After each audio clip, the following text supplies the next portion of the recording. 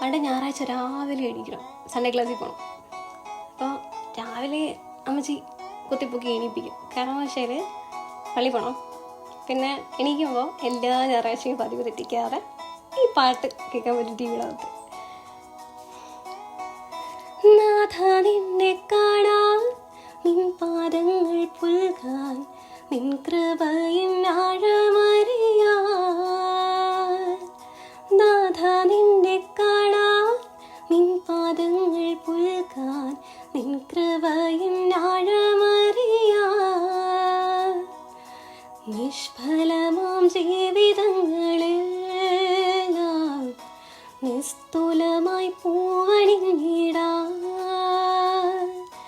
നിഷ്ഫലമാം ജീവനിൽ ദിവ്യമാരി പെയ്തിറങ്ങി നിസ്തുലമായി പൂവണിഞ്ഞിടാൻ.